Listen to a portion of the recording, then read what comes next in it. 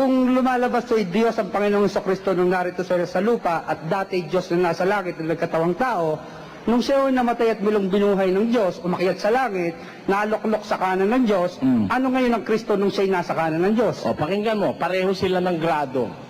111. Sinabi ng Panginoon sa aking Panginoon, umupo ka sa aking kanan. Ayun, sabi ni David, sinabi ika nung Panginoon sa aking Panginoon. Ilan ang Panginoon? Isang Panginoon na nagsabi at isang Panginoon na pinagsabihan. Ang sabi ng Panginoon, sa aking Panginoon, umupo ka sa aking kanan. Tata mo? Di pareho sila ng grado nung nasa langit na, pareho silang Panginoon.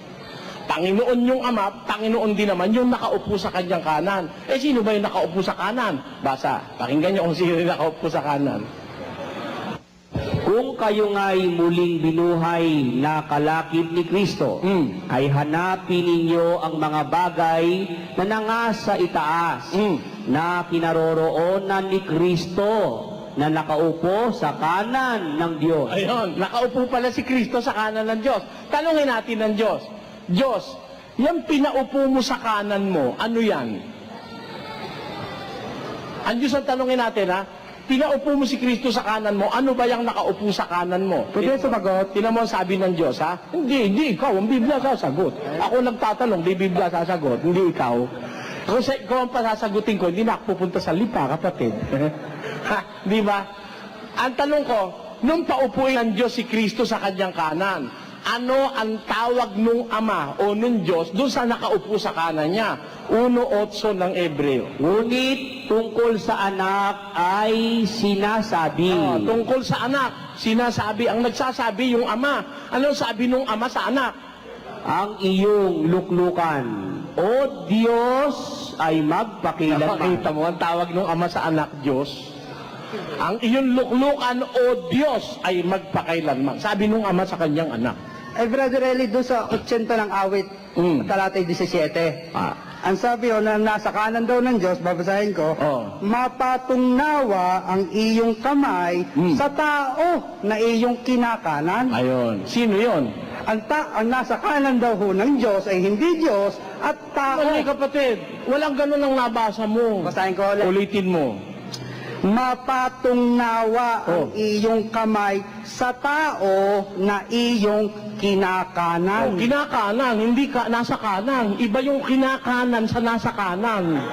Huwag mong bibiglain. Ha? Huwag bibiglain. At saka yan, tao yan. Tao yan. Ano?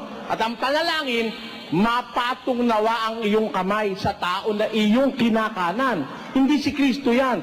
Kasi si Kristo, bago pumanik sa langit, pinatungan na ng kamay ng Diyos. Eh yan, hindi pa napapatungan eh. O, paano naman? Mapatungnawa. Hindi pa napapatungan yan. Paano mo sasabihin si Kristo yan? O, yan ang iniligaw ka ng pastor mo sa iglesia ni Kristo. Ay, di ako iglesia ni Kristo. Hindi, yun ang punta riyan. Naligaw ka dyan, kapatid. Kasi, iba yung kinakanan kaysa sa nasa kanan. Ano? Itong si Kristo, nakaupo na sa kanan. At bago umupo, pinatungan na ng kamay. Dito pa sa lupa, pinatungan na ng kamay si Jesus ng Diyos. Eh yan, hindi pa napapatungan. Kaya ang panalangin, mapatong nawa ang iyong kamay. Hindi naman sinabing, napatong na ang kamay mo. Hindi, kundi ang sabi, mapatong nawa ang iyong kamay sa tao na iyong kinakanan. Sa anak ng, kung itutuloy mo pa, no, nakasulat doon, sa anak ng tao na iyong pinalakas sa iyong sarili. Di ba yun ang nakasulat? O paano si Kristo yan? Hindi naman mahina si Kristo. Yan, pinalakas yan eh. Kita mo? Kaya nadaya ka rin. Nadaya, hindi si Kristo yan. Eh, pinalakas ng Diyos yan eh. Eh, alam mo si Kristo, hindi kailangan palakasin ng Diyos. Malakas talaga yon. Alam mo kung ba't malakas yon?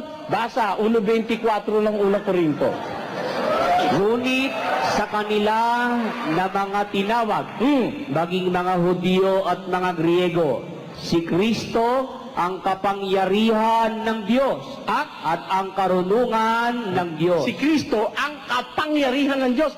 Jesus Christ is the power of God. O, kita mo, palalakasin ba ng Diyos eh? Yun na nga ang power of God na sinasabi ni Pablo. Eh, malakas nga yun eh. yung nasa 80-17 ng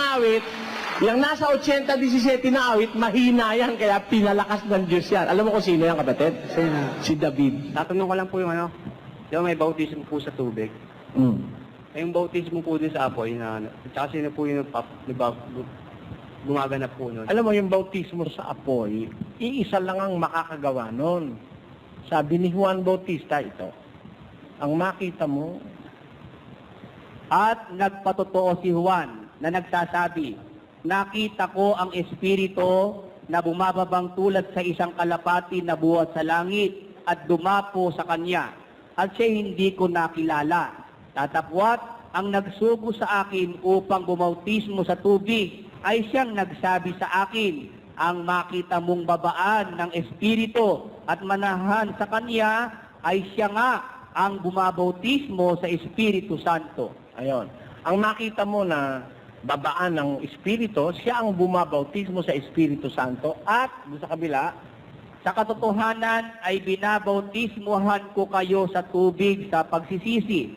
Tatapwat ang dumarating sa hulihan ko ay lalong makapangyarihan kaysa akin. Siya ang sa inyo'y magbabautismo sa Espiritu Santo at apoy. si Kristo lang ang makakagawa nun. Doon po sa mga nananampalataya po. Oo. Si Kristo lang. Huwag ka maniniwala sa pastor na sila bautismo ang kanila sa apoy. Biro mo gagawa ng argol, yung para bang ring na kabakal, ring, lalagyan ng bulak, tapos lalagyan ng gas, tapos isisindihan, saka ka papapasukin doon. Kalukuhan yun. Sa muna, ginawa kang parang leon sa circus, pinapapasok doon sa... Yung sinasabi sa Biblia, ang gagawa ng bautismo sa apoy, ang ating Panginoong Jesus. Ano po yun, mapipil din po yung mga Kristiyano po yun, yung mga sasamba. Kasi ano ba kahulugan ng bautismo sa apoy? Pakinggan mo sa Zacarias. At ang ikatlo, At aking dadalhin ang ikatlong bahagi sa apoy. At sila'y dadalisayin ko na parang pilak na dalisay. At sila'y susubukin ko na parang pagsubok sa ginto. ang kahulugan nung pag-bautismo sa apoy, pagsubok yun. Pag nabautismo ako Trial, hindi. trial na po yung... Pagkatapos ng bautismo sa tubig, may darating trials. Yun ang bautismo sa apoy. Sa individual na na po yun, na Kristiyano po. Salamat po. Trials yun. Unang Pedro 4:12. Salamat po, brad. Pakisulat mo at basahin mo na lang yun. Maraming salamat.